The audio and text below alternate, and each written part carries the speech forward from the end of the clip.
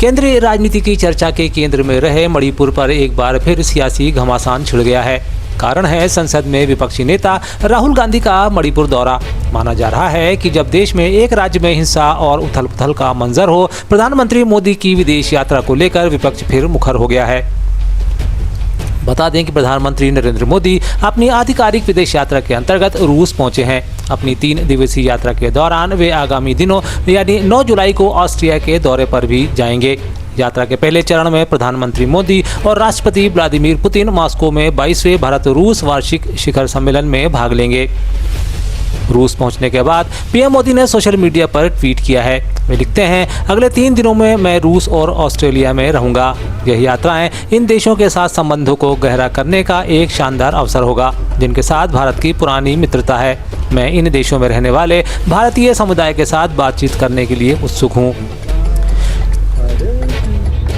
PM की विदेश यात्रा को लेकर देश में राजनीतिक वाद विवाद भी शुरू हो गया है। कांग्रेस महासचिव जयराम रमेश पीएम की यात्रा पर ही सवाल उठाते हैं। वे कहते हैं, मैंने आज प्रधानमंत्री से 3 सवाल पूछे हैं। क्या रूस और भारत के बीच संबंधों में कुछ ठंडापन आ रहा है? साथ ही दूसरे प्रश्न में जयराम भारत और रूस के बीच व्यापार असंतुलन पर सवाल उठाते हैं। जबकि अपने तीसरे प्रश्न में वे उन नौजवानों के विषय में पूछते हैं जिसके अनुसार 50 भारतीय युवा रूसी सेना में लड़ रहे हैं। वे कहते हैं, इसका मतलब साफ है, यहाँ कोई नौकरी नहीं है। हमारे प्रधानमंत्री इस पर क्यों चुप हैं? आज उनसे 3 सवाल पूछे। एक सवाल तो ये पूछा है कि देखिए, मनमोहन सिंह जी और पुतिन और जो वहाँ के प्रधानमंत्री हैं दिमित्री मेदवेदेव, उनके बीच में उनके 10 साल के कार्यकाल में 16 बार उन दोनों के बीच में मुलाकात हुई और पुतिन और नॉन बायोलॉजिकल प्रधानमंत्री के बीच में 10 साल में सिर्फ 11 बार मुलाकात हुई है। क्या कुछ वातावरण ठंडा हुआ है पुतिन और मोदी के बीच में? पहला सवाल। दूसरा सवाल यह है, महत्वपूर्ण सवाल, भारत का निर्यात जो है 3 अरब डॉलर है, बस मुश्किल से 3.5 अरब डॉलर है, पर आयात जो है 46 अरब डॉलर है। ये भयंकर व्यापार असंतुलन है, व्यापार घाटा है। इसको हम संभाल नहीं पाएंगे। यानी कि हमारे उद्योग, हमारे व्यापारियों पर नुकसान हो रहा है इतने बड़े व्यापार घाटे से। तो क्या हमारे नॉन बायोलॉजिकल प्रधानमंत्री की क्या रणनीति है? क्या वो रूस के राष्ट्रपति से इसके बारे में बातचीत करेंगे? और तीसरा सवाल, महत्वपूर्ण सवाल, 50 युवा भारत के रूस के सेना में भर्ती हुए हैं। यानी कि यहां भी अग्निवीर, वहां भी अग्निवीर। 2 लोगों की मौत हुई है, 2 युवाओं की मौत हुई है युद्ध में।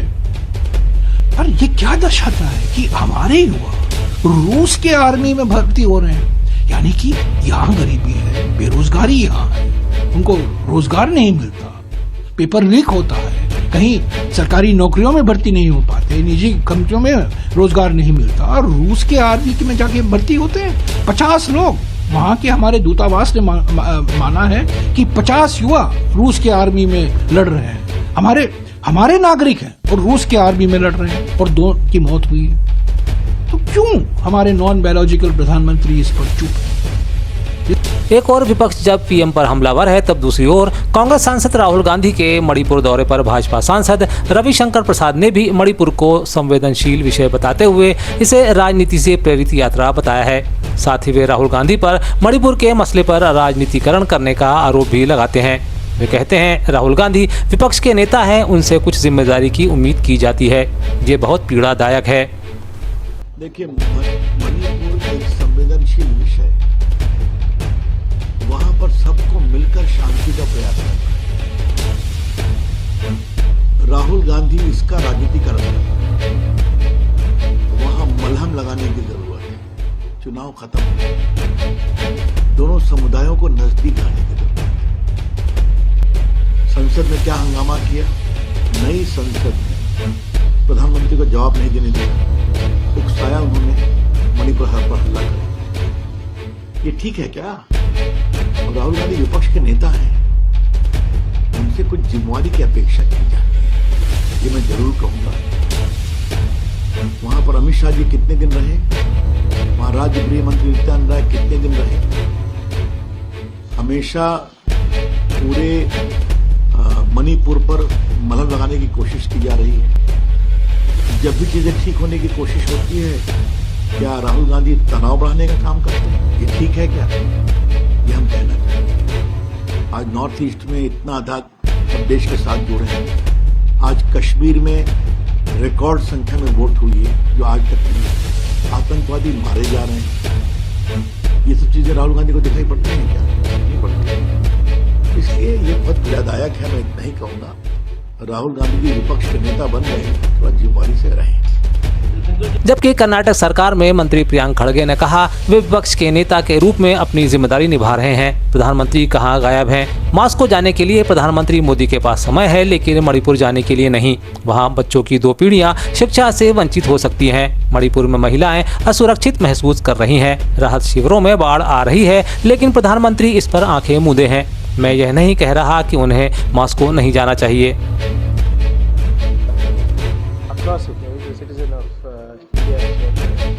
And he is doing his responsibility as a leader of opposition. Where is the Prime Minister missing? Moscow जाने के लिए उनके पास वक्त है, मणिपुर जाने के लिए वक्त नहीं है। More than people are in relief camps. 2 generations of children might lose their education. Women are feeling unsafe in Manipur. Relief camps are being flooded. There is a complete health health issues that are happening in Manipur in these relief camps. But the Prime Minister turns a blind eye to it.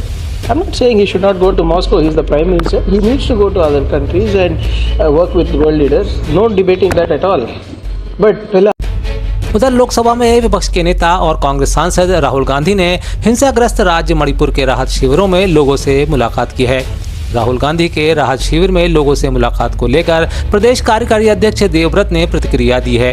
उन्होंने कहा, जिरीबाम में हाल ही में हुए हिंसा से प्रभावित लोगों से मिलने के लिए राहुल यहां आए हैं। जिरीबाम से पीड़ितों से मिलने के बाद राहुल गांधी इम्फाल एयरपोर्ट पहुंचे।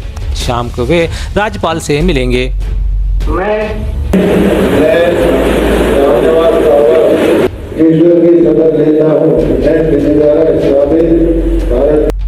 कांग्रेस से भाजपा में आए रामनिवास रावत ने सोमवार सुबह कैबिनेट मंत्री की शपथ ले ली। इससे पहले डॉक्टर मोहन यादव सरकार में मुख्यमंत्री समेत 31 मंत्री हो गए हैं। राज्यपाल मंगूभाई पटेल ने रावत को मंत्री पद की शपथ दिलाई। राजभवन में हुए इस संक्षिप्त कार्यक्रम में मुख्यमंत्री समेत राज्य के कई मंत्री मौजूद रहे। बता दें कि कांग्रेस से नेता प्रतिपक्ष न बनाए जाने से नाराज श्योपुर जिले की विजयपुर सीट से विधायक रामनिवास रावत ने लोकसभा चुनाव से पहले भाजपा में आमद दी थी। इससे ग्वालियर चंबल अंचल में भाजपा की स्थिति मजबूत हुई है। फिलहाल रावत ने कांग्रेस विधायक पद से इस्तीफा नहीं दिया। मंत्री बनने के बाद उनका इस्तीफा तय है। इस्तीफा देने के बाद रावत को 6 महीने के भीतर विधायक बनना होगा, वरना उनकी मंत्री पद स्वतः ही खत्म हो जाएगा। हमारे वरिष्ठ नेता रामनिवास रावत जी ने आज शपथ ली है। मेरी अपनी ओर से बधाई। मंत्रिमंडल विस्तार के बाद मुख्यमंत्री डॉक्टर मोहन यादव ने कहा, मंत्रिमंडल में एक नए सदस्य का आगमन हुआ है। कैबिनेट मंत्री के नाते रामनिवास रावत के अनुभव का उन्हें लाभ मिलेगा। उनके अनुभव का सरकार और क्षेत्र की जनता को भी लाभ मिलना तय है। पिछड़े और विकास की संभावना वाले क्षेत्र में प्रतिनिधित्व उन्हें मिल रहा है। वहीं नव मंत्री ने अपनी प्राथमिकताओं को गिनाते हुए जनहित में कार्य करने की बात कही है। मैं अपनी सरकार में नव नियुक्त मंत्री का लाभ मुझे मिलेगा। मध्य प्रदेश की जनता के लिए उनका अपना संसदीय जीवन लंबा है, उनका अपना अनुभव भी बहुत है। मैं समझ सकता हूं कि पूरे प्रदेश को, खास करके हमारे चंबल अंचल में उनकी अपनी गहरी पकड़ भी है और क्षेत्र ऐसा आता जहां विकास की बहुत संभावना है। मध्य प्रदेश सरकार उनकी भावना के अनुसार लगातार अच्छे से अच्छा काम करेगी, प्रदेश की सेवा करेगी। मेरी अपनी ओर से आज शपथ ली है। मैं माननीय मुख्यमंत्री जी का और पूरी पार्टी का बहुत बहुत धन्यवाद करता हूं और मुझे जो भी काम दिया जाएगा उसे मैं पूर्ण सत्य निष्ठा से निर्वहन करूंगा और काम को अलग से करके दिखाऊंगा कि अलग तरह से काम कर रहा है। आने वाले दिनों में अमरवाड़ा में उपचुनाव होना है। इसे लेकर दोनों ही पार्टियों ने इसे प्रतिष्ठा का विषय बताते हुए तैयारियां भी शुरू कर दी हैं। जीत के दावों के बीच पार्टियों की जोर आजमाइश भी जारी है। इसी क्रम में आज क्षेत्र में पहुंचे मध्य प्रदेश के मुख्यमंत्री मोहन यादव ने एक बार फिर भाजपा प्रत्याशी की जोरदार जीत का दावा किया है। इसका आधार वे उस अपार जनसमूह को बताते हुए कहते हैं कि उन्हें विश्वास है कि भाजपा प्रचंड बहुमत से चुनाव जीतने वाली है। मुझे इस बात की प्रसन्नता के बटका खापा जैसे क्षेत्र में भी जिस प्रकार से अपार जनसमूह मेरी सभा में आया, उत्साह उमंग से स्वागत कर रहा है, ये उत्साह बताता कि भारतीय जनता पार्टी प्रचंड बहुमत से चुनाव जीतने वाली है।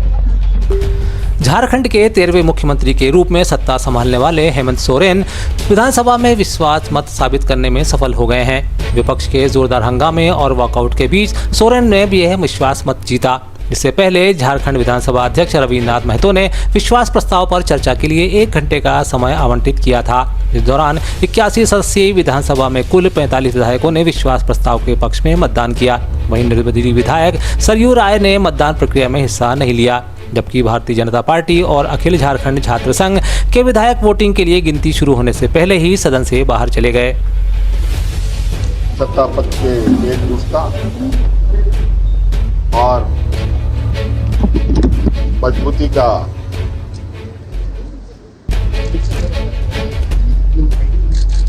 परिचय आप सब लोगों को देखने को मिला। मैं अपनी ओर से विधानसभा अध्यक्ष और सत्ता पक्ष के सभी माननीय सदस्यों को धन्यवाद देता हूँ। मध्य